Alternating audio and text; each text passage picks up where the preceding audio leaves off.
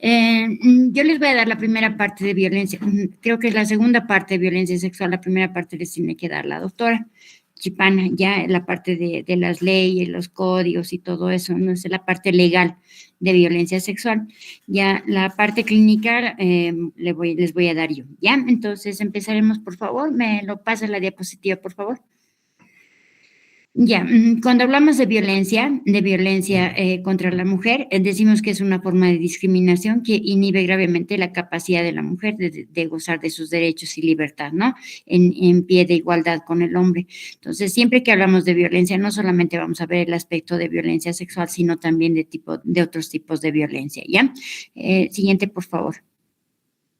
En este caso, cuando hablamos de violencia sexual, siempre vemos que es un problema social que puede afectar a cualquier familia, ¿ya? Y obviamente la violencia va a tener implicancia jurídica, ¿no? Está penado por ley. La violencia puede afectar a las tres esferas, puede ser una violencia física, ¿sí? Los golpes y todo eso, la violencia mental, ¿ya? Y la violencia social, ¿listo? Siguiente, por favor.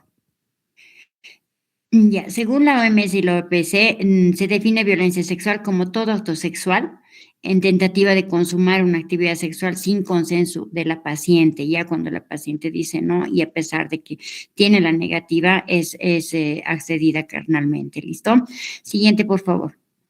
Ya.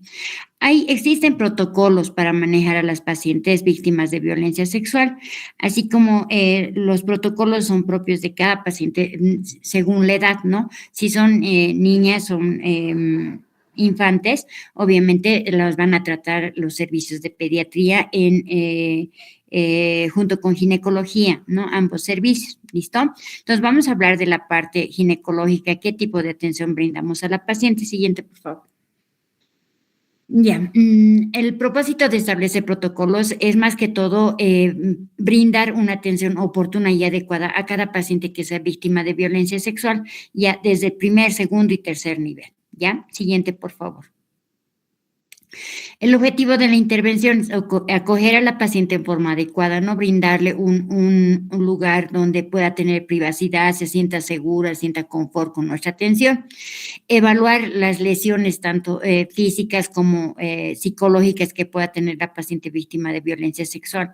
Diagnosticar algunas lesiones que puedan poner en riesgo la vida de la paciente, ¿sí? Tratar estas lesiones y hacer la derivación oportuna a otras especialidades si es que la paciente lo requiere. Generalmente nosotros trabajamos en coordinación con psicología, psiquiatría, por los cuadros de depresión que pueden seguir a estas pacientes víctimas de violencia sexual, ¿listo?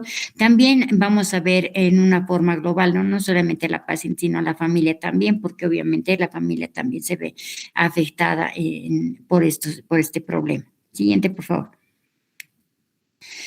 En estas pacientes que son víctimas de violencia sexual, ¿qué es lo que nosotros buscamos? Garantizar una anticoncepción de emergencia, evitar que la paciente se embarace secundario a esta violencia sexual y buscamos también hacer profilaxis de infecciones de transmisión sexual, ¿no? Aseguramos la privacidad y confidencialidad, por eso es que tenemos que tener un ambiente adecuado donde vamos a atender a la paciente, ¿no? Donde solamente entren el médico que la va a atender y una enfermera, ¿no? Para que la paciente se sienta tranquila. Ya en este caso no vamos a permitir que entren internos o alumnos a la revisión de esta paciente para no revictimizarla nuevamente, ¿no? Hay que informar el derecho a la denuncia, ¿no? Si es que la paciente no ha hecho la denuncia, tenemos que informarle que puede realizar la denuncia y de hecho nosotros cuando tenemos una paciente víctima de violencia sexual en un hospital y no ha hecho la denuncia, nosotros tenemos la obligación de denunciar, ¿no? Entonces, la mayoría de los hospitales de segundo, tercer nivel, tenemos el guardia, ¿no? Del hospital y él es al que se le comunica y él llama a la PLCB para que asistan al hospital y se inicie que se llama la denuncia, ¿ya? El tratamiento debe brindarse sin ningún tipo de denuncia, o sea, si la paciente no quiere denunciar, es mi obligación iniciarle tratamiento de prevención de embarazo y profilaxis de ITS, ¿listo? Siguiente, por favor. Ya, existen pasos fundamentales para la atención de estas víctimas de violencia sexual. Si cada paso siempre tiene su objetivo, entonces vamos a ir viendo paso por paso.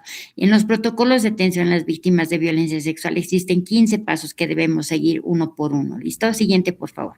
Entonces vamos a ver paso por paso. En el paso 1 tenemos que verificar que nosotros en nuestra comunidad tengamos un centro de salud integral donde puedan brindarle atención adecuada a una paciente víctima de violencia sexual.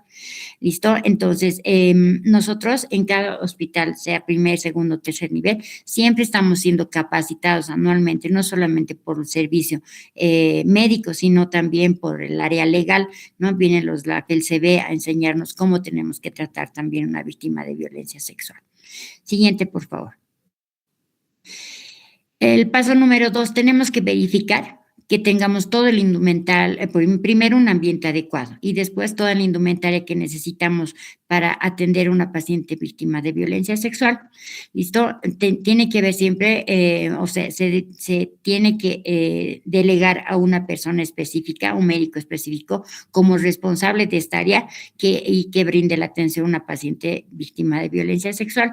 Hay que conformar un equipo institucional, o sea, no solamente vamos a ver la atención médica, sino también la parte legal, ¿no? En la mayoría de los hospitales tenemos la parte legal. También el área de psicología y trabajo social tienen que cumplir su función. Entonces, vamos a hacer una atención multidisciplinaria, no solamente le vamos a dar tratamiento médico, sino también tratamiento psicológico, apoyo a la familia, social, ¿no? Y todo eso. Ya tratamos de capacitar de la forma más adecuada a todo el personal de salud que va a atender a estas pacientes víctimas de violencia sexual, ¿no? Especialmente para que le brindemos una atención inmediata, o sea, no tiene que esperar una paciente víctima de violencia sexual, debe ser atendida inmediatamente, ya brindarle una atención oportuna y con obviamente las medidas que requieren cada caso, ¿no? O sea, especialmente brindarle un ambiente donde pueda hacer uso de su derecho de privacidad. ¿Listo? Siguiente, por favor. El paso número 3, como les dije, la recepción de la paciente víctima de violencia sexual debe ser inmediata. Ya no se puede hacer esperar a la paciente en la consulta, ¿sí? Si me están trayendo una paciente víctima de violencia sexual, la atención es inmediatamente llegue, ¿ya? Entonces, la consideramos como una urgencia médica. ¿Listo? Siguiente, por favor. En esta atención médica, como les dije, siempre es bien importante que protejamos su privacidad. Entonces, cuando yo tengo una paciente víctima de violencia sexual, solamente al consultorio va a entrar mi enfermera y yo, o sea, el médico, ¿ya? Y hay que permitirle a la paciente que si es que ella desea, puede ir acompañada por un familiar. Sí, su mamá, su papá, si es que es adolescente, ¿no? Entonces, siempre preguntarle si desea que alguien le acompañe durante el examen ginecológico.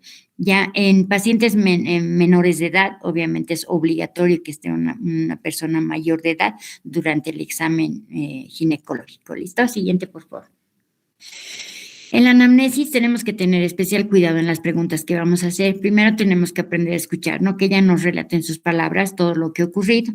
Y si es que necesitamos hacer alguna pregunta para aclarar el cuadro de la paciente, siempre tienen que ser preguntas con mucho tino, ¿sí? Para no revictimizar a la paciente, ¿no? Preguntar específicamente lo que nos interesa saber. Ya, evitar preguntas sugestivas que puedan condicionar una respuesta que nosotros queremos escuchar. Entonces, lo más importante en la anamnesis es que nosotros escuchemos a la paciente el relato completo y si es que tenemos alguna pregunta, hacerlas con especificidad. ¿Listo? Listo. Siguiente, por favor. Realizar una valoración completa, o sea, no solamente voy a hacer el examen ginecológico, obviamente tengo que hacer un examen físico general, ya desde la punta de sus cabellos hasta la punta de sus pies, ¿sí? Verificar que no tenga lesiones en el cuero cabelludo, en la región facial, en el cuello, en el tórax anterior, posterior, en los miembros superiores, miembros inferiores, ya, y si es que encuentro alguna lesión, describirla adecuadamente, por ejemplo, un equimosis qué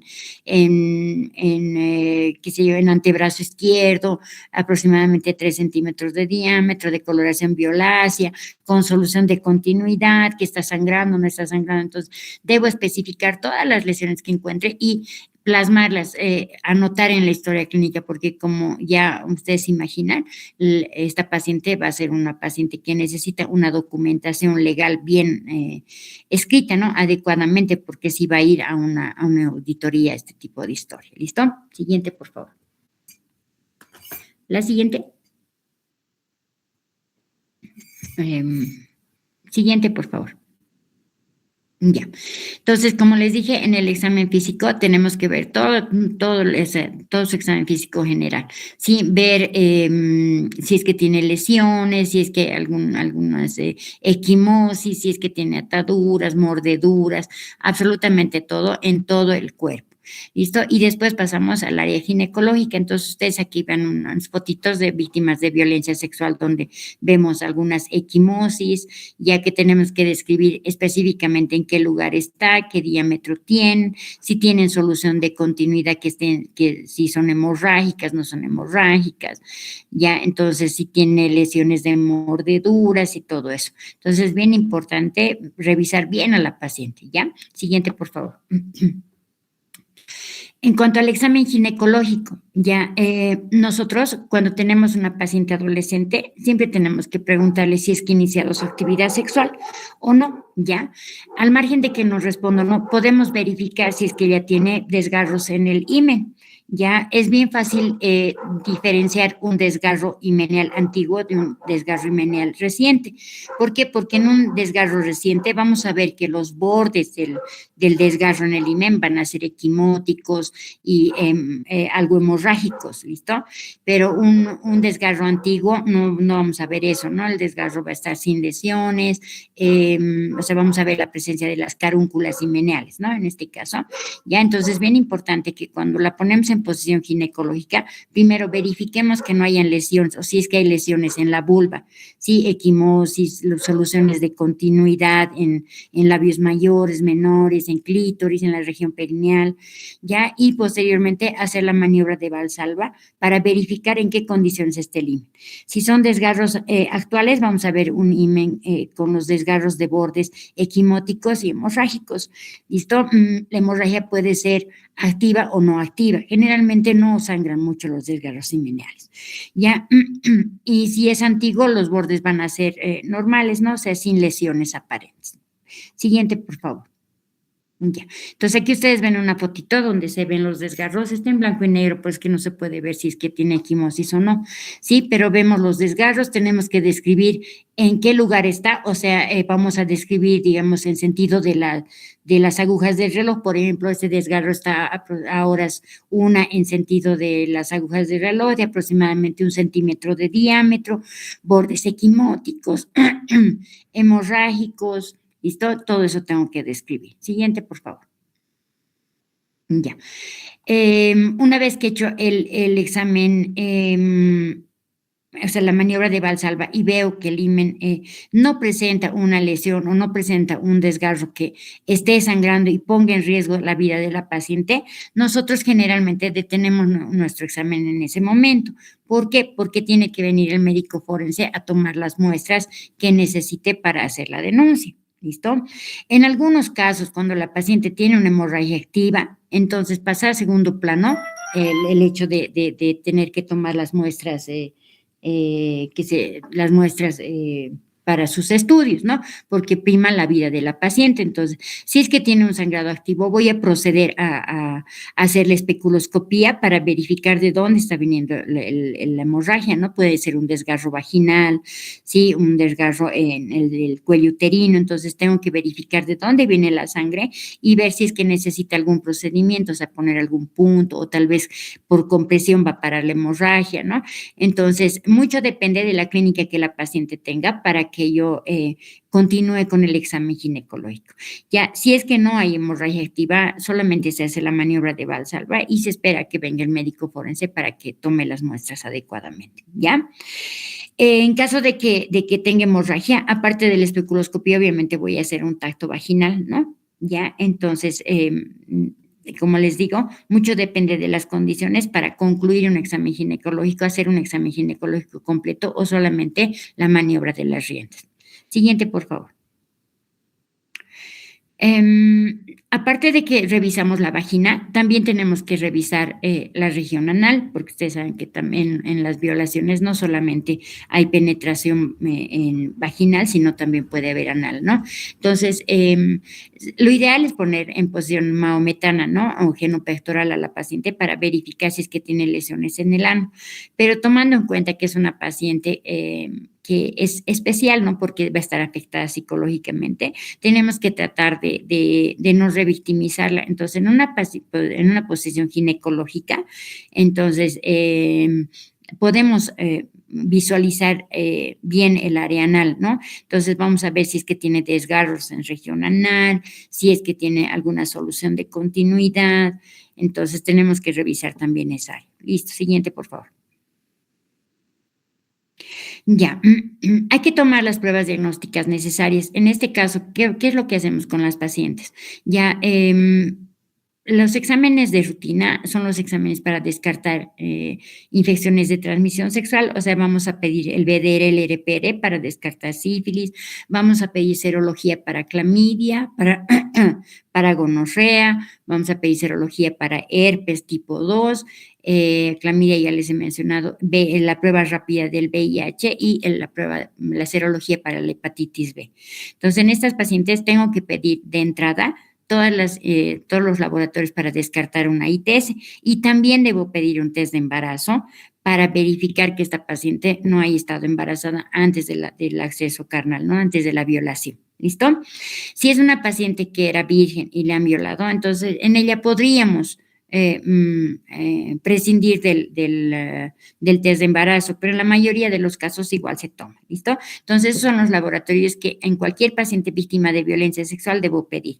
Test de embarazo, RPR, BDRL, VIH, serología para clamidia, para herpes, para gonorrea y para hepatitis B, ¿listo? Siguiente, por favor.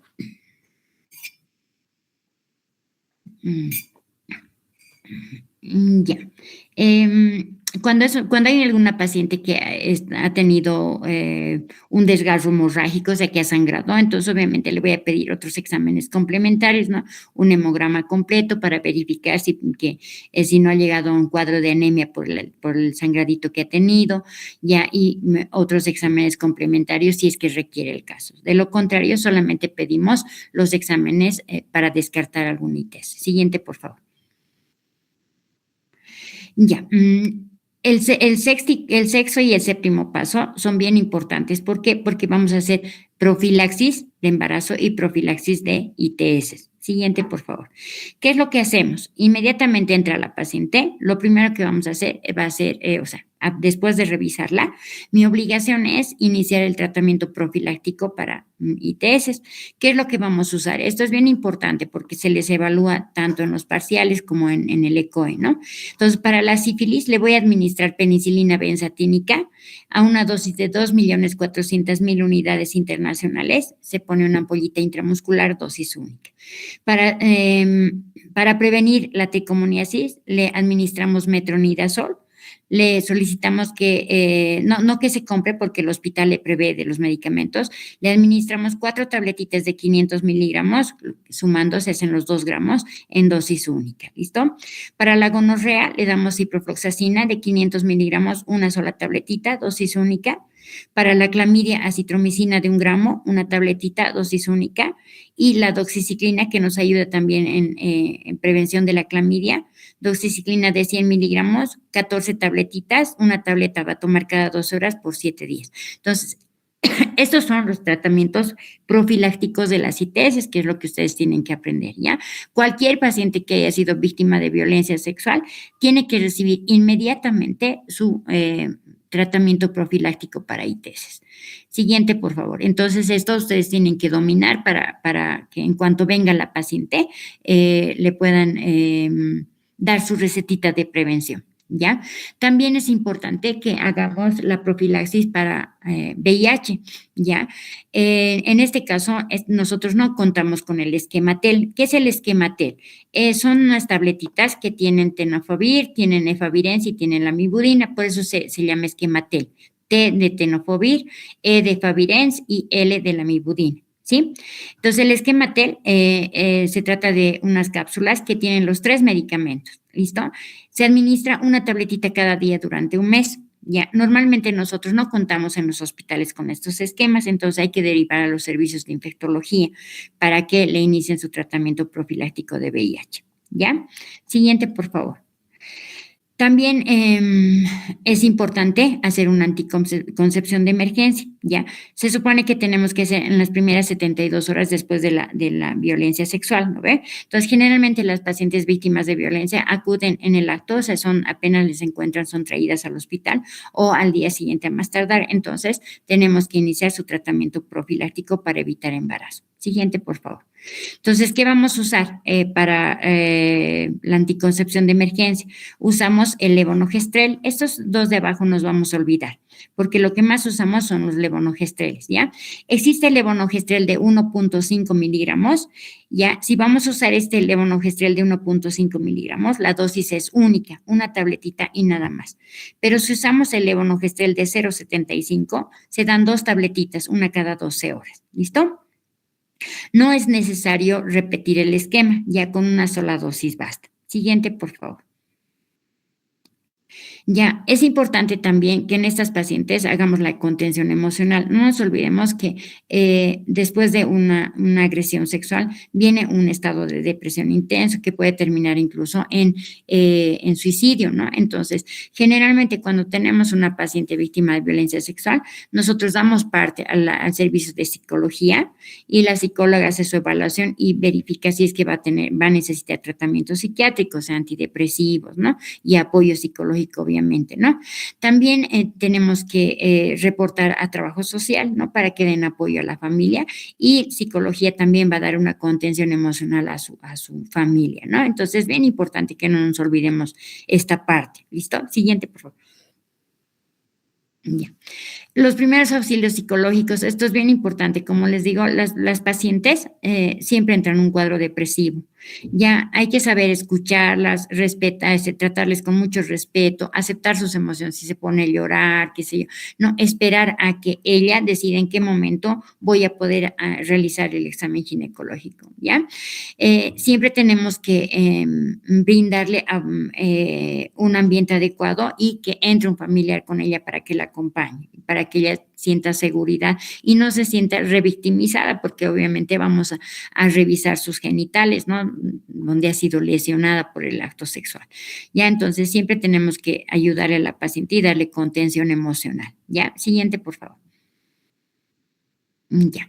Entonces, en el proceso de recuperación es bien importante que nosotros verifiquemos que la paciente haya cumplido con su esquema profiláctico, ya tanto del embarazo como de las ITS.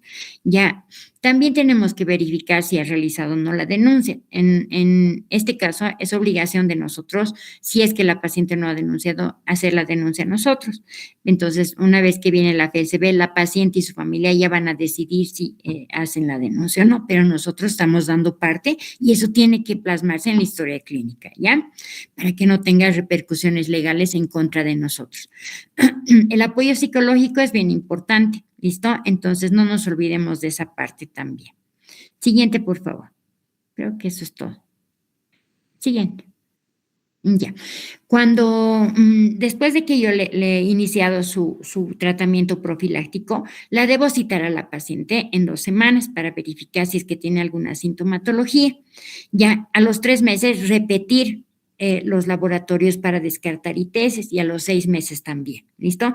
Algunas enfermedades de transmisión sexual tienen un tiempo largo de incubación, por eso es que se debe repetir a los 3 meses, a los 6 meses y en algunos casos al año más para descartar el VIH, ¿listo? Entonces, bien importante verificar que que haya cumplido con su tratamiento profiláctico, orientar a la paciente que es importante que vuelva en 3 meses para verificar que ninguna infección de transmisión sexual se haya positivizado, ya, y si es que en su control tenemos alguna ITS, inicia tratamiento antibiótico inmediatamente, ¿no?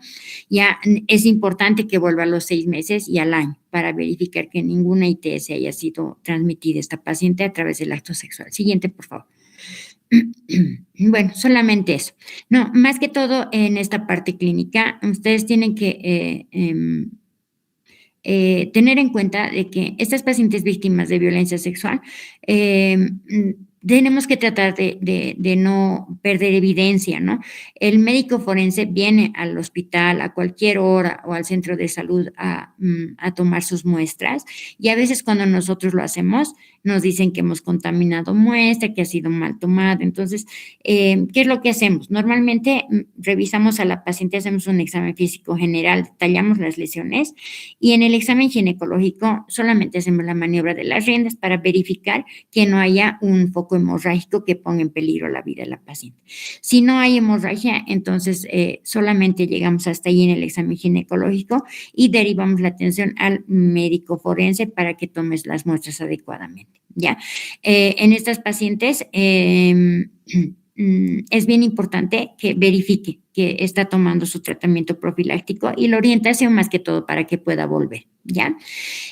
Para su examen es bien importante que ustedes sepan las recetas, ¿no? Las recetas de la profilaxis, por ejemplo, ¿qué voy a usar para la profilaxis de clamidia? ¿No? Entonces, en ese sentido, ustedes tienen que estudiar esa parte de las recetarias, de las recetas, perdón, de violencia sexual. ¿Listo? ¿Alguna pregunta, por favor? Doctora, una pregunta. En nuestro caso, digamos, si viniera a nuestro centro de salud, ¿en qué momento deberíamos llamar a la Fuerza Especial de Lucha contra la Violencia? Inmediatamente llegue la paciente, tienen que dar parte ustedes. Mientras ya, o sea, avisan a que vayan a, si digamos tienen guardia del hospital, al guardia se le avisa y él hace la denuncia. Mientras tanto, ustedes la atienden. Ya, como les digo, si no tiene un foco hemorrágico que ponga en riesgo su vida, solamente hacen la maniobra de las riendas y esperan a que venga el médico forense para que haga su toma de muestras adecuadamente. Ustedes van a ver en el aula tenemos la caja de evidencias. Ya, en la caja de evidencias hay papeles, sábanas, sobres, hay peines, hay jeringas, hay tubos donde se deben tomar las muestras de vagina, del vello púbico, la ropa tiene que ir en una bolsita, o sea, son tomas bien especiales, ¿no? Y generalmente nosotros no lo hacemos, a pesar de que nos capacita la FELCB cada año en los centros de salud, en los hospitales segundo, tercer nivel, no lo hacemos porque siempre hay eso de que hemos tomado mal, que hemos contaminado la evidencia, entonces preferimos que lo haga nomás el médico forense, como dicen, zapatero a tu zapato, ¿no ve? Para mí me corresponde verificar que no haya un foco hemorrágico que ponga en riesgo la vida de la paciente. Y si no hay, entonces espero la valoración del médico forense. Entonces, inmediatamente llegue, tú tienes que hacer la denuncia. Está bien, doctora. Muchas gracias. ¿Alguna pregunta más?